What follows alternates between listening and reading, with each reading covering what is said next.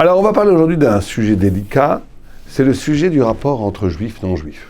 Quel est, d'après la Torah, le rapport adéquat, exact, que les juifs et les non-juifs, qu'un juif doit entretenir avec les non-juifs? Alors, tout d'abord, il faut dire une évidence qui est pourtant très souvent, curieusement cachée. Il existe un fait historique qu'on appelle la solidarité juive. Elle existe aussi bien dans la halakha que dans le peuple, dans la loi juive. Il y a effectivement, et ça ne sert à rien de le cacher, je veux dire, au contraire, il y a une solidarité, une relation élective, affective entre tous les juifs du monde entier. Une sorte de juifs qui se rencontrent, un est américain et français, l'autre est africain, l'autre est du pôle Nord. Il va y avoir un atome crochu, il va se passer quelque chose, il y aura une solidarité, il y aura un amour, il y aura aime ton prochain comme toi-même, il y aura quelque chose qui va se passer, ce qu'on appelle une solidarité presque innée du peuple d'Israël, chacun envers l'autre, et on le voit aussi dans la halakha, dans la loi juive, il y a effectivement des lois qui poussent à un amour entre les membres de la communauté d'Israël. On le voit d'ailleurs même chez les laïcs, c'est ça qui est extraordinaire. On le voit même chez les laïcs, Gershon Scholem reprochait à Hannah Arendt dans le procès où elle accusait les capots des Juifs, il y a toute une histoire, d'avoir ce manque, ce qu'on appelle ce manque de solidarité envers le peuple juif.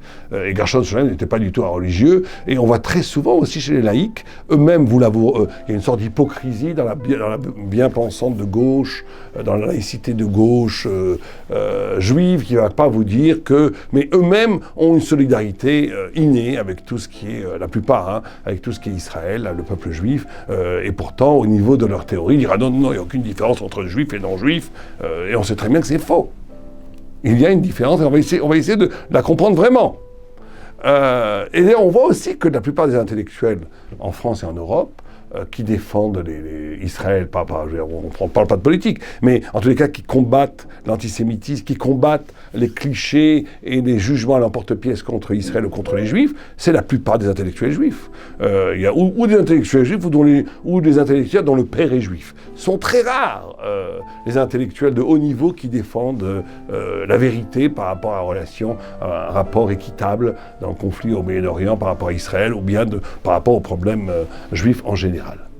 Alors, est-ce que c'est un problème? Je vois déjà, sûrement, certaines personnes disent « Oulala, scandale, non, il n'y a pas de différence, l'humanisme a tellement triomphé que dès qu'on parle d'un rapport préférentiel avec une catégorie d'humains, on tombe dans le racisme, etc. » C'est ce qui est un peu idiot, puisque si deux Irlandais, moi je connais un ami irlandais, deux Irlandais qui se rencontrent, il se passe quelque chose dans le monde entier. Il y a comme ça des élections affectives qui font qu'effectivement des peuples s'aiment entre eux et une solidarité innée d'une communauté. Mais réfléchissons plus profondément. D'abord, il n'y a pas de problème pour la simple raison, il faut bien comprendre cela une fois pour toutes, que l'obligation universelle de l'éthique, ça veut dire que le rapport qu'un goy qu'un non-juif se doit d'entretenir avec un autre non-juif. Le juif par rapport au non-juif, là, à la même hauteur et même plus, combien d'associations caritatives juives aident en Amérique, en France, toutes sortes de personnes sans faire aucune différence de religion, ni de race, ni de personne. Et il faut le faire, c'est très important, c'est même écrit dans la halakha. Ça veut dire que ce n'est pas parce que j'ai une famille communautaire qui s'appelle Israël que je dois investir toute mon affection, toute mon admiration, tout mon respect exclusivement dans cette communauté, et en niant, et encore Dieu préserve, en détestant ou en tombant dans une dérive raciste et méprisante pour tout ce qui n'est pas juif. Dieu préserve. Ça, c'est l'anti-Torah. Ça veut dire que le minimum, ou même pas le maximum, ce qui est demandé comme solidarité, comme amitié, comme respect minimal entre les nations, entre les goïms, le juif doit l'assumer envers les non-juifs, de la même façon. C'est pas parce que j'aime mon frère et que j'ai une relation préférentielle avec ma famille que je dois détester le reste de l'humanité. De la même façon que quelqu'un comprend cela pour sa propre famille, qu'il aime plus sa propre famille que son voisin de palier, ça ne veut pas dire que je dois, Dieu préserve, mépriser ou ne pas avoir la relation éthique essentiel avec mon voisin de palier. Et donc ça, il faut se le mettre une fois pour toutes dans la tête. Et l'ambiguïté est là. C'est que le peuple d'Israël assume historiquement et thoraïquement en même temps, le dit, l'assume. Il y a, oui, une relation privilégiée au cœur de la famille d'Israël, au cœur de la communauté d'Israël, parce que nous sommes tous un peuple dont le destin, essentiellement, est d'être le reflet de la divinité sur terre.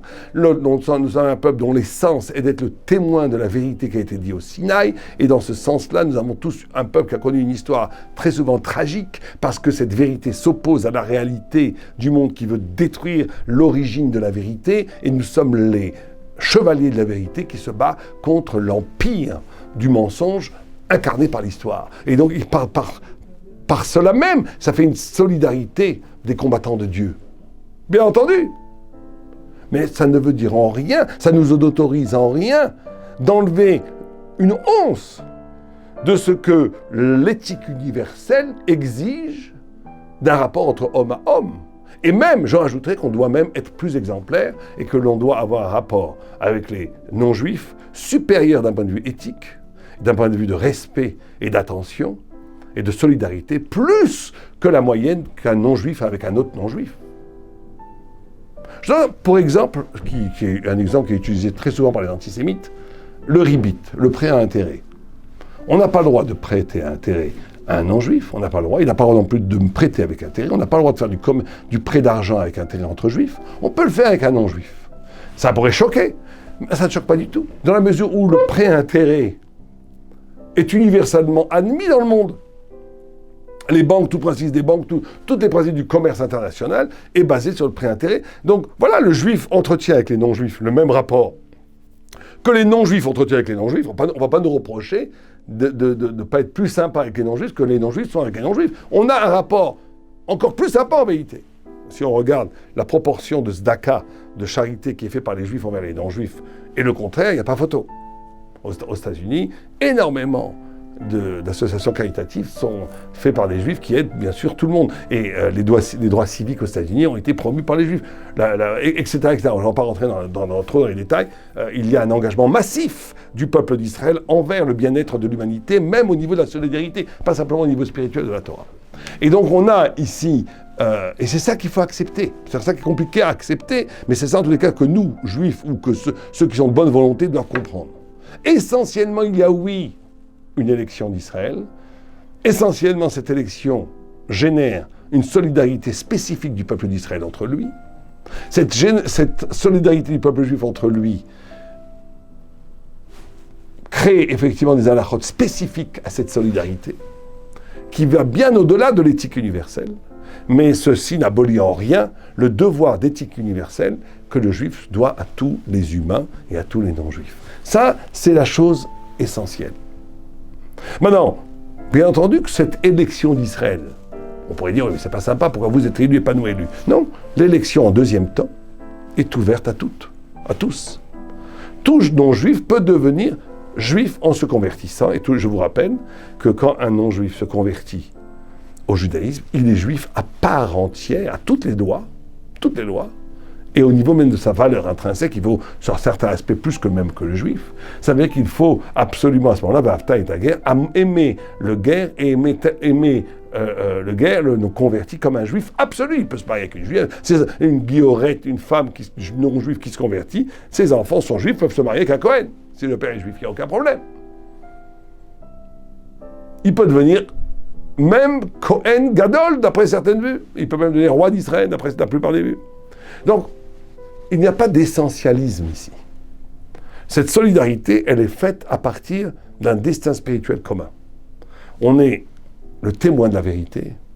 On est celui qui, dans l'histoire de l'humanité, se doit de révéler au monde l'avant et l'après de l'univers, ça veut dire la vérité qui transcende la réalité. Tout celui qui rentre dans cette configuration s'appelle juif, plus que ça. Ça, on parle d'un vrai converti qui s'est converti, qui est devenu juif 100%. Ce fait qu'il devient juif 100% enlève tout essentialisme. Ce n'est pas une question d'essence, c'est une question de projet spirituel et intellectuel. Mais en vérité, avec les non-juifs, il y a 3 catégories, il faut bien comprendre. Il y a une première catégorie, la plus haute, qui s'appelle, la Gemara le dit, que tout celui qui combat l'idolâtrie, s'appelle juif. Même pas Israël, il y a écrit Nikra Yehudi. Il s'appelle juif. Regardez la Gemara. Tout celui qui s'appelle Israël dans Avodah Zarah, tout celui qui s'appelle dans le traité Avodah Zarah, si je me souviens plus je crois que c'est 34, page 34, là-bas, il dit tout celui qui combat l'idolâtrie s'appelle juif. Donc il y a, oui, un niveau de fraternité avec un non-juif qui ne serait même pas converti. Celui qui est dans le même niveau de combat contre les mensonges. C'est quoi l'idolâtrie? C'est de confondre le créateur et la création. C'est d'instrumentaliser la création pour en faire un dieu, pour en faire une idole. C'est d'instrumentaliser le politique, la violence, ou même l'idéologie, pour le remplacer avec la vérité divine. Tout celui qui est dans cette conception-là s'appelle Israël, s'appelle juif, il est un frère. Premier niveau. Deuxième niveau, c'est le Ger Toshav. Le Ger Toshav, c'est un converti pas total, il ne s'est pas converti, il reste non-juif, il mange du cochon, aucun problème, mais il respecte les lois fondamentales de Noé qui renvoient à l'éthique universelle d'après la Torah. C'est les 7 lois de Bnei Noach. Là, avec lui, il a un devoir de... il ne s'appelle pas Israël, c'est un Ger Toshav. Il ne s'appelle pas juif, mais c'est un homme qui assume son humanité jusqu'au bout, et il y a un devoir de fraternité avec lui, puisque la halakha, la loi juive, nous oblige à assurer qu'il puisse vivre dignement au point où on doit lui donner la tzedaka, on doit lui donner l'argent pour qu'il puisse vivre. C'est-à-dire qu'on doit, l'archioto, on a une impératif, une injonction, une mitzvah de lui donner tout ce qu'il faut pour qu'il puisse vivre. Et d'après le Bach, regardez l'Ankouf Nuntet, là-bas dans le chapitre 159, d'après un Ger Toshav, un goy qui respecterait les 7 mitzvot, et qui ne pourrait pas, qui serait pauvre, on n'a pas le droit de lui prêter non plus avec intérêt. Parce qu'effectivement, on voit ici qu'il y a aussi une fraternité, au point qu'on ne peut pas lui prêter avec intérêt non plus. C'est-à-dire qu'il y a cette notion de fraternité avec quelqu'un qui ne s'appelle même pas Israël. Le converti qui est devenu juif, c'est un juif, donc il n'y a même pas à parler. Ça montre simplement que le judaïsme n'est pas essentialiste au sens que chaque être humain peut devenir juif. Mais deuxièmement, on peut même quelqu'un rester non-juif total, al-pi halakha.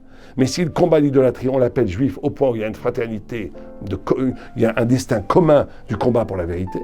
Il y a un autre niveau encore plus bas, mais qui est aussi très haut, qui est l'homme parfait, on va dire l'homme qui respecte les 7 mitzvot, l'humain, non juif parfait, où tu as un devoir de solidarité avec lui qui va jusqu'au fait que tu dois entretenir sa vie, lui donner tout ce qu'il faut, s'habiller, l'argent pour manger, pour dormir, tout.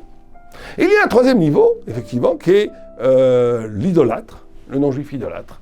Ça veut dire qu'il lui promet une... Alors lui, il doit, effectivement, et là c'est très intéressant, il a le droit à, on va dire, à notre combat, on va le combattre idéologiquement, on va combattre son idolâtrie, on va combattre son idéologie, on va combattre cette façon de voir qui va contre la Torah, bien sûr.